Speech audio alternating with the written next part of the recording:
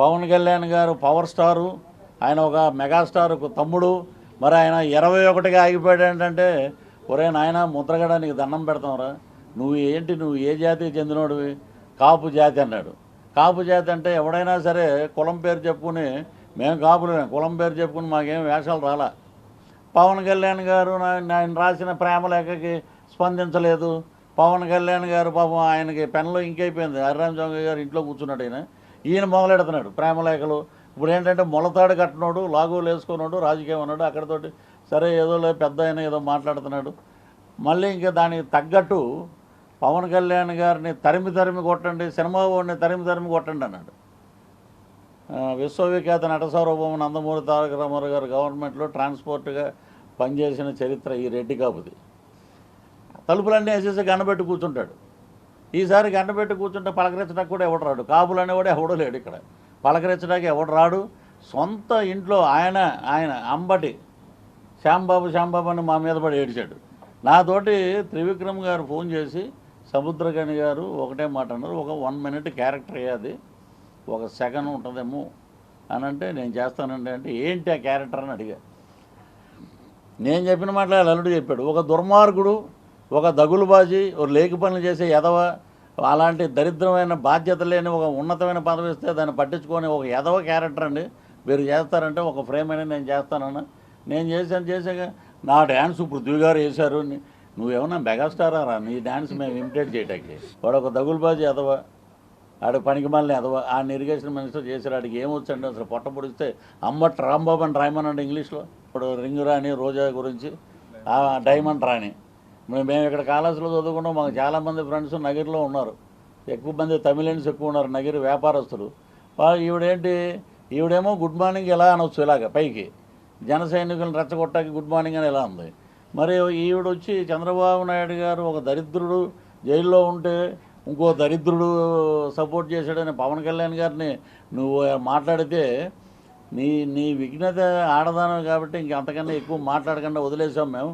ఒకటే ఆవిడ మినిస్టర్ అయితే మేమందరం ఆ గదిలో, రోజా గారు వస్తున్నారండి అని చిరంజీవి గారు అంటే, మేమందరం వెళ్ళి మినిస్టర్ ఎవరో అనుకుని, ఈమె వస్తుందంటే మేమందరం గదిలోకి వెళ్ళి కూర్చున్నాం, మేమందరం చూడకూడదని.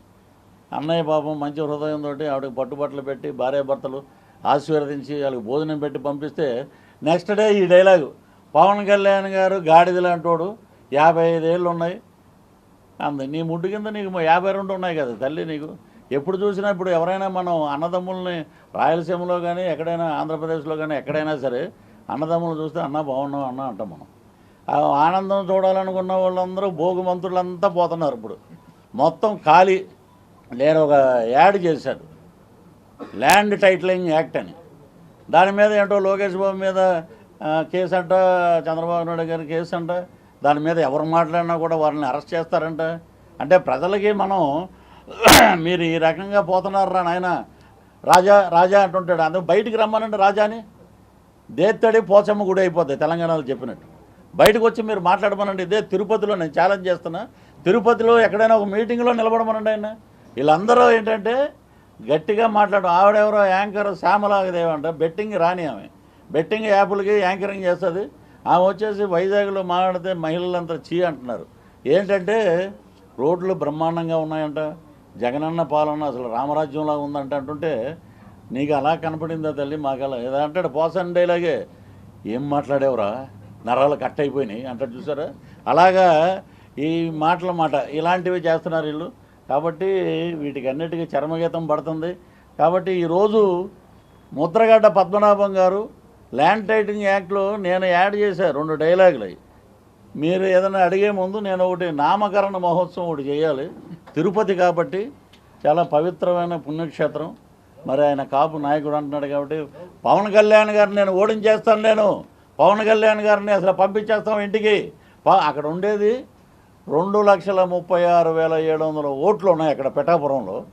1,60,000 ఓట్లు పవన్ కళ్యాణ్ గారికి పోలవుతాయి. లేకపోతే నేను నీ ఇంటికి వచ్చి నేను ఊడిగం చేస్తాను చెప్పా.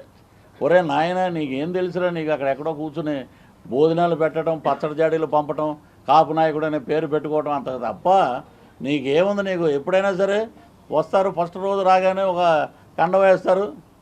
నామకరణ మహోత్సవం అసలు ఒరిజినల్గా అయితే మేము బ్రాహ్మణుల్ని వీళ్ళందరినీ పిలిచి బ్రహ్మాండంగా చేద్దాం అనుకున్నాం. మరి కుదరలేదు కాబట్టి మీరే అందరూ బ్రాహ్మణ్స్ అనుకుంటాం మేము. మీ అందరూ వేద పట్టణాల మధ్య ఎక్కడైనా ఒకటేసి చిన్న మ్యూజిక్ వేయండి. ఆయన ఓడిపోయాడు ఎప్పుడో, కాబట్టి తిరుపతిలో ఆయన పేరు మారుస్తున్నాం. నిజంగా తిరుపతి పట్టణంలో మార్చడం అంటే ఆయన నిజంగా చాలా గొప్ప, ఆయనకి అవకాశం వచ్చినట్లే మా జనసేన పార్టీ తరఫున, మా కూటమి తరఫున. కాబట్టి ఇదిగోండి నామకరణ మహోత్సవం ముద్రగడ్డ పద్మనాభరెడ్డి.